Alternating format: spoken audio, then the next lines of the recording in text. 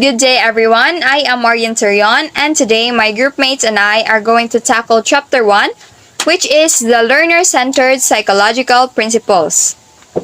So, psychology, as we all know, plays a very important role in understanding the teaching and learning process.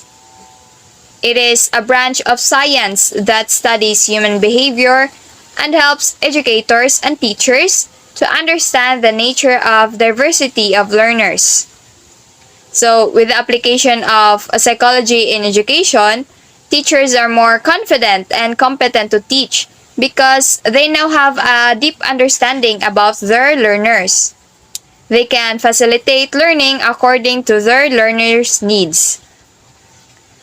History has been witnessed as to how concepts, information, and studies in psychology have helped immensely in understanding the nature of human being. So, psychology became the basis for innovations and reforms in teaching. Teaching strategies are made more appropriate and suited for every diverse learner. Part of the human nature is learning, which has been made interesting because of the application of knowledge obtained from psychology.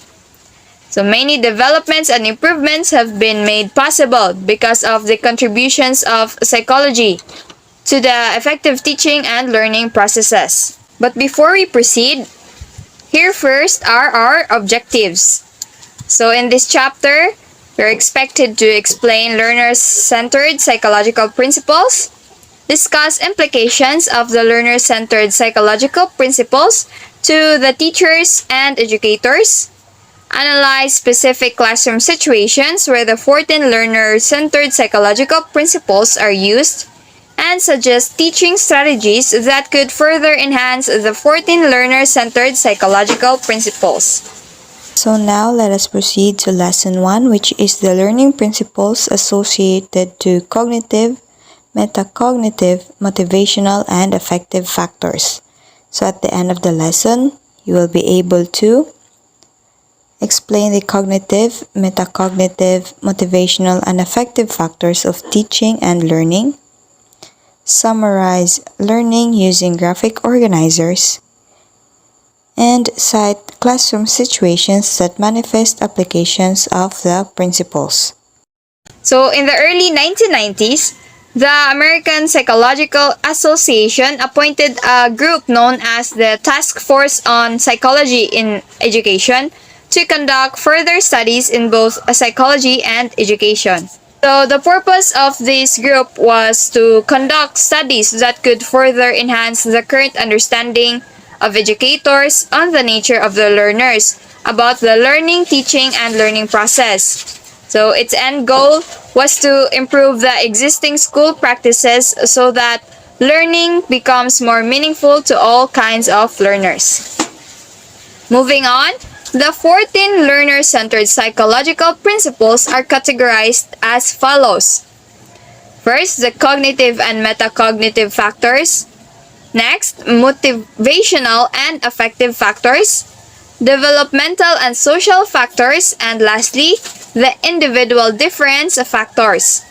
For the first category, let us lend our ears and eyes to Mr. Junelito Aure as he further discusses to you the cognitive and metacognitive factors. So good day everyone. So for today I will be discussing the cognitive and metacognitive factors.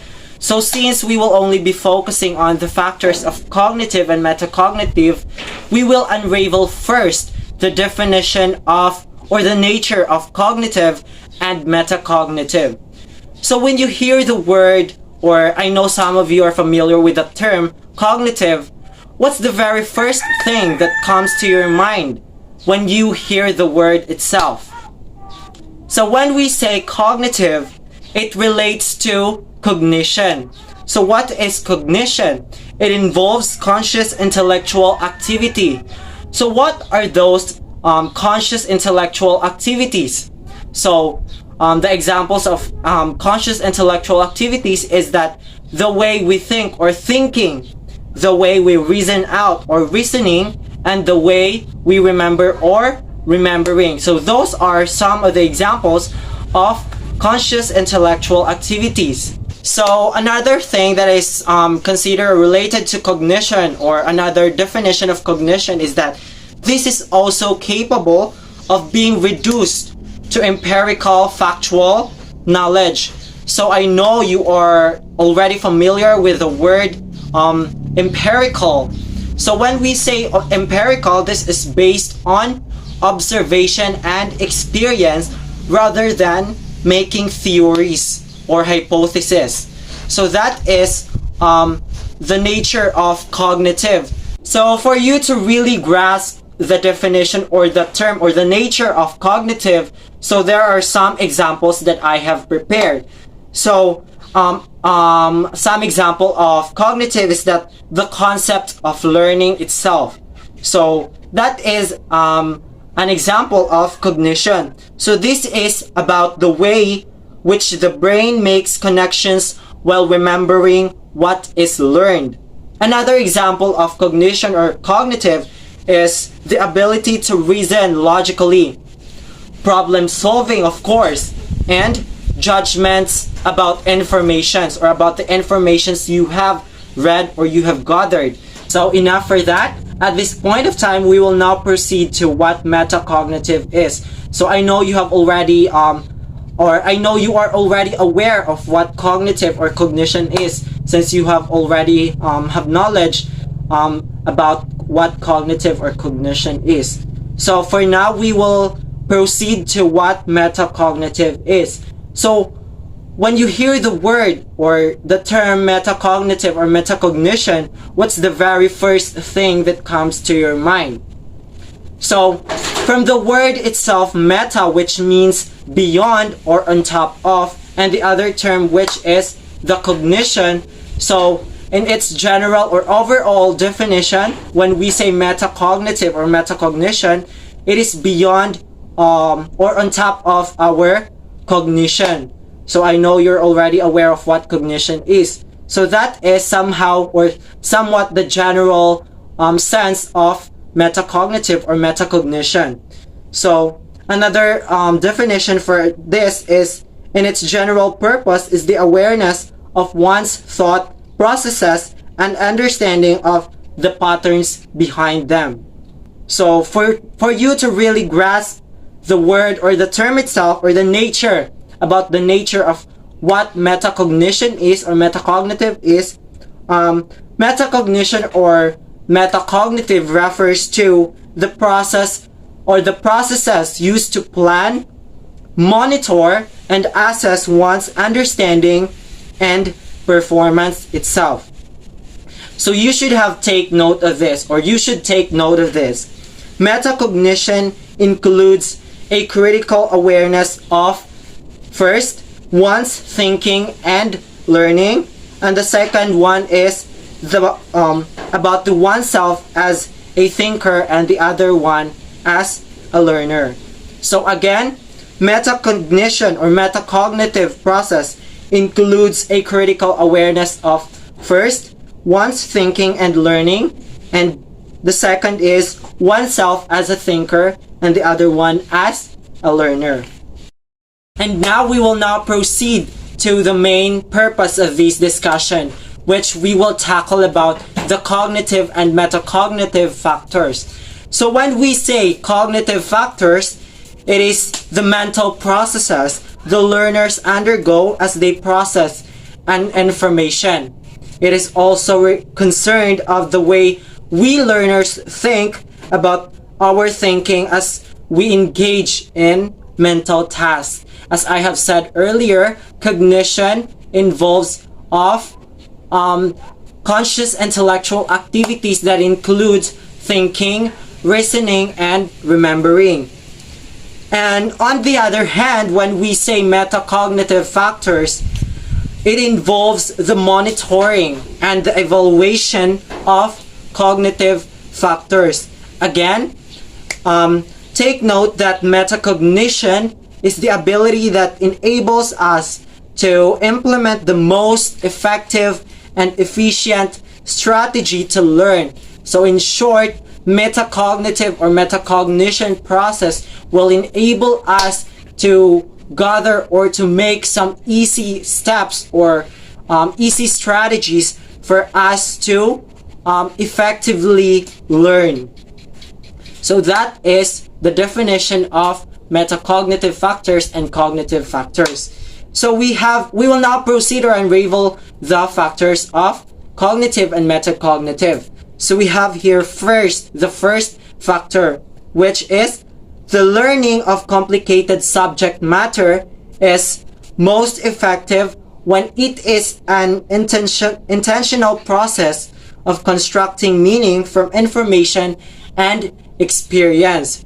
So according to Beriter and Scardamalia, 1989, or how do you enunciate that surname? Scardamalia, 1989, learning through experience is the most effective way of teaching.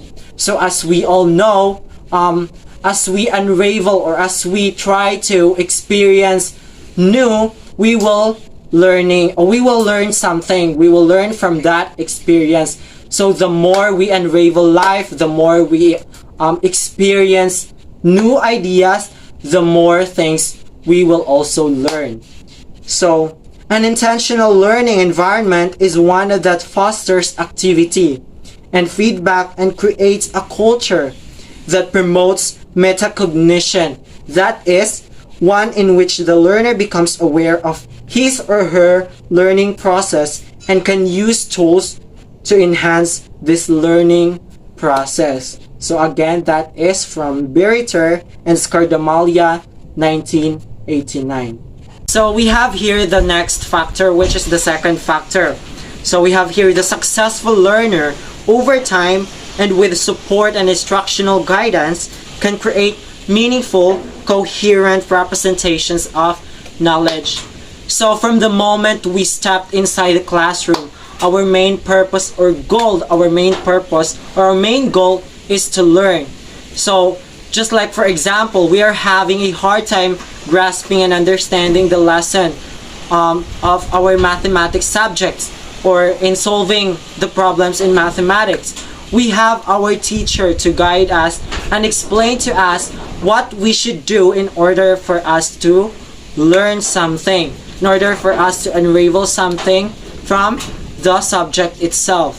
So that is the idea of our second factor. So we have here the next factor, which is the third factor. So the successful learner can link new information with existing knowledge in meaningful ways. So again, the more we unravel, the more we gather more informations we have gathered from our teachers or from the people we are surrounded by, the more meaningful ways we can create or we can link in order for us to link new information with our existing knowledge. So that is the idea of our third factor. We can link new information with our existing knowledge that is coming from, like for example, from our teachers or from our family or from our friends or from the people we are surrounded by. So the more we unravel, the more informations we can create or we can link. So another factor here is the successful learner can create and use a repertoire of thinking and reasoning strategies to achieve complex learning goals. So that is the fourth factor of cognitive and metacognitive. We have here the next factor, which is higher order strategies for selecting and monitoring mental operations facilitate creative and critical thinking. So the more we can learn something new, so the more creativity and critical thinking we can achieve. So one of the most challenging roles of the teachers is to develop among their learners higher order thinking skills, or the thing we called HOST, or HOSTS, higher order thinking skills. So it means that their learners can do evaluation, synthesis, and analysis and also interpretation of varied concepts, informations, and knowledge. So we have here the last factor, which is the sixth factor, of course. Learning is influenced by our environmental factors, including culture, technology, and instructional practices. So, as we all know, in today's generation, we are engrossed with technology, or most of our students were engrossed to technology. So the more we engross to technology, the more we are addicted to technology, the more creativity we can learn, or we can enable. It will enable us or help us to improve our creativity and innovative thinking. So that is the idea of our sixth factor, which is learning is influenced by environmental factors, including our culture, technology, and instructional practices that was being lended to us by our teachers. So I think that would be all. So that is the idea or the nature of cognitive and metacognitive factors. So thank you so much.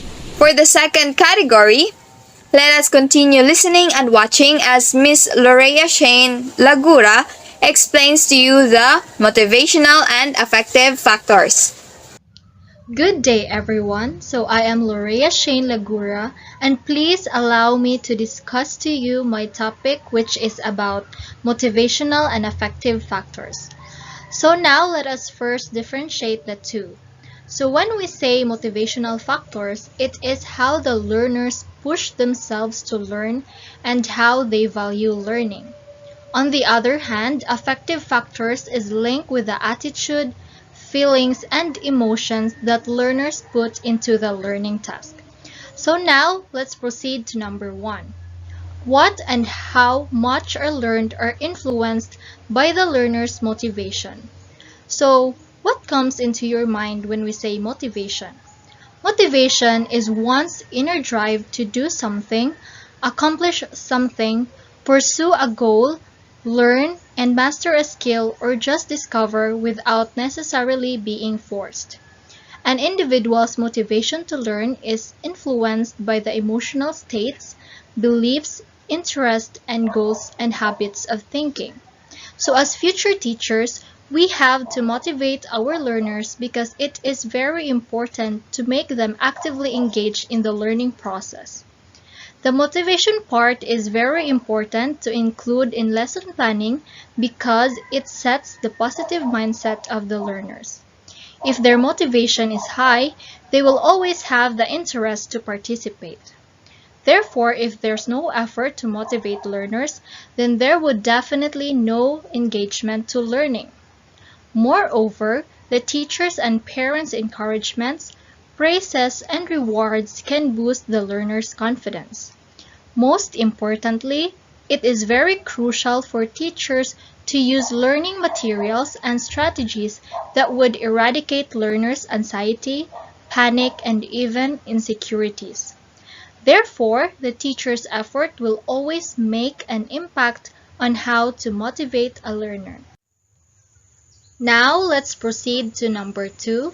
The learner's creativity, higher order thinking, and natural curiosity all contribute to the motivation to learn. So there are two kinds of motivation. First, we have the intrinsic motivation, which is manifested when an individual engages in an activity that is personally gratifying or rewarding. For example, when someone decides to eat ice cream, typically the motivation is to enjoy the pleasure of eating the ice cream. So on the other hand, the extrinsic motivation is the exact opposite. It is when a person engages in an activity to earn external rewards or to avoid punishments in some situations.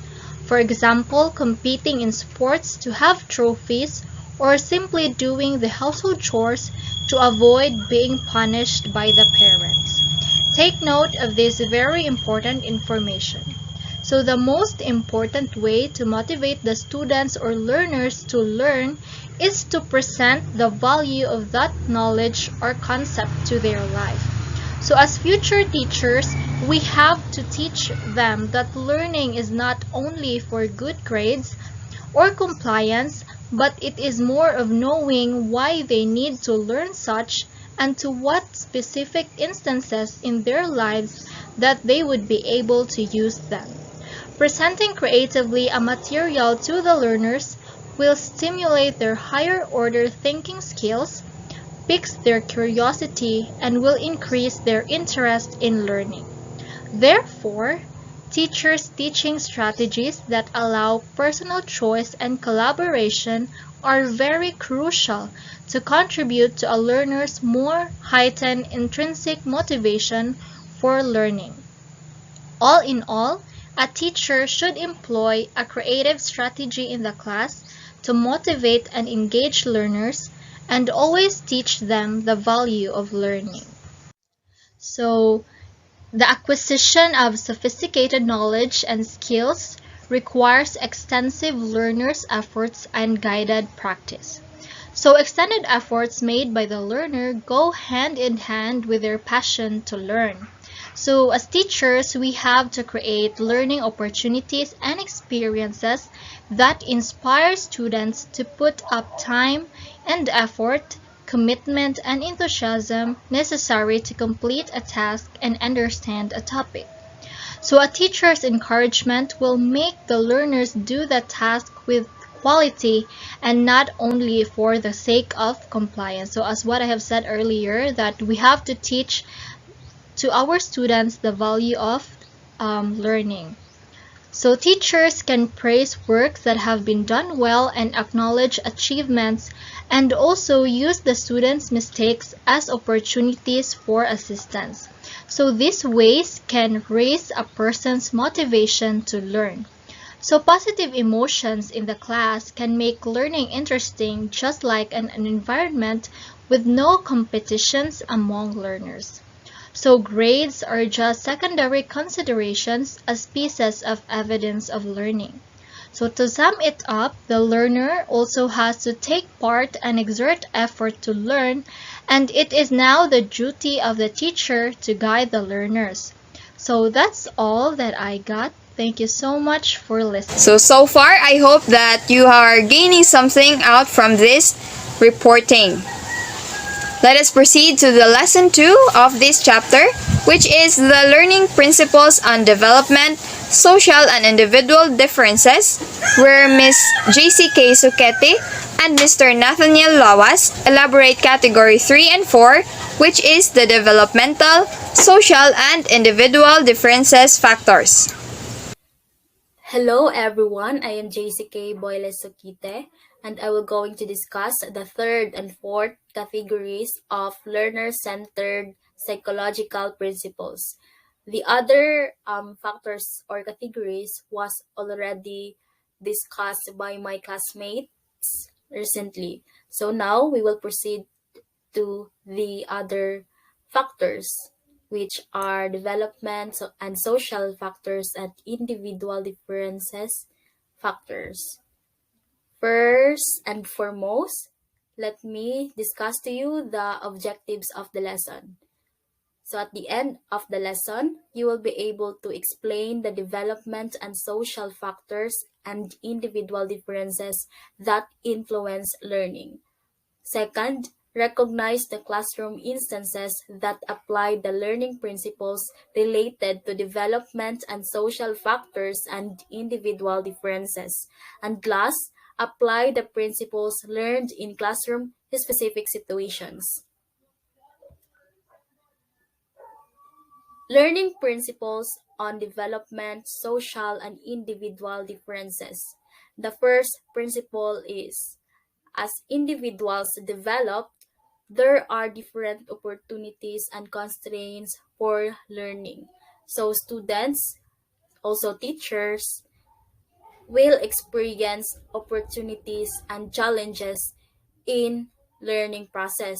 However, those challenges will help them become a better learners or a better educators in the learning process. So in this principle, teachers must always understand or utilize different strategies or learning styles that are appropriate to the level of their students so that their students will become more interested and will have memorable experiences in the learning process. So the next principle is learning is influenced by social interactions, interpersonal relations, and communications with others. So, social factors have an influence in to learners in terms of learning. So, mostly teachers in the classroom utilize this kind of strategy, which is the collaborative strategy, like they assigned us in groupings and other group activities so that we students become more knowledgeable because our peers will help us or will add more perspectives, more ideas. So I know that we in the future we will become a teacher, then we must put it into our minds that we must use different strategies, especially this collaborative strategy, because this strategy rather is very helpful to our future learners. So next, the third principle. Learners have different strategies, approaches, and capabilities for learning that are a function of prior experience and heredity. So in this principle, teachers or us, future teachers, must understand that there are differences and diversities in a classroom setting because our future learners came from different background. So we must understand that they are not the same in terms of learning styles. So as future teachers, we must also use different strategies and approaches that are that will be suit or that are appropriate to the level of our students, because there are some students that they learn in an auditory manner or some may in a visual manner. So we must um, put into our mind as a future teachers to understand our learners. So to understand our learners because they are distinct and they have different learning needs. So this type, there are two instructions in this presentation, which are differentiated instruction and universal design. So when we say differentiated instruction, this reactive evaluate of the needs of individual students where adjustments are retrofitted into the learning environment. And the next is universal design. It is a proactive approach to designing learning experiences to be accessible for all students. So differentiated instructions, these are teachers will evaluate the different needs of their individual students and they made adjustments for that, and those adjustments are will lead to different designs, or teachers will use or will utilize designing different learning materials or different learning strategies so that their students may will learn and strategies that are also accessible and appropriate to their learners. So, in the fourth learning principle on development, social, and individual differences, it is stated that learning is most effective when differences in learners' linguistic, cultural, and social background are taken into account. So this means that it is important for the teachers to pay more attention to these factors like the language, ethnicity, race, beliefs, and socioeconomic status because all of them influences the students' learning. So when we pay more attention to these factors, we enhance the possibilities for designing and implementing appropriate learning environment for the learners. So for example, in a classroom setting, teachers are encouraged to use languages that learners are able to understand and communicate so that there will be no barriers. By doing so, learners can properly express their thoughts when participating in class. So next, teachers should keep the learning real, relevant, and relatable, so that when the students find the lessons familiar or closely related to their environment, they can easily understand the lesson and appreciate learning. It is because most of the students want to learn about the things that have an impact on them on their daily lives. So next is the fifth principle, setting appropriately high and challenging standards and assessing the learner as well as the learning progress, including diagnostic, process, and outcome assessment are integral parts of the learning process. In what way the assessments and the standards become integral parts of the learning process? Assessments and evaluations are essential parts of the teaching and learning process. The results of assessment conducted are used to identify the learner's strengths, weaknesses, limitations, and areas of difficulties. In this way, the teacher can determine what kind of support and scaffold the learners need. This is a way to help the student achieve his or her best school performance. Teachers are required to measure students' attainment at the end of a period of learning. The results, whether it's a form of formative or summative form of assessment, should be utilized to better the teaching strategies and approaches of the teacher. Low results may not always be the consequence of students' carelessness and difficulty. They may be also the result of teachers' and effective class strategy. As a result, these assessments both benefit students and teachers. Teaching is a complex process that requires a lot of efforts. It can be observed that there are teachers who enter their classrooms without much preparation on how they could make learning more interesting and engaging in diverse kinds of learners. It is the very reason why institutions preparing pre-service teachers at present have continuously introduced innovations in their teacher education programs to prepare them for this complex task. Since they encounter different types of learners every day, teachers gain knowledge from their experiences in the classroom, where the stages of growth of the students are carefully considered. Teachers give students relevant and engaging preparation for harder challenges. Each learner is unique and differs from the others. Some people learn quickly while others are quite slow. Teachers should come up with strategies for helping both groups. As a student, all we need is a classroom who welcomes and respects differences incorporated in our learning activities. By doing this, we can create a positive and learning environment where we feel valued, accepted, and appreciated for who we are. And that wraps up our chapter 1. We hope that you have learned something from our report. Please comment down below your insights of today's discussion. We'll leave you with a quote, "It is not about what teachers cover, it is what about students discover." Thank you so much.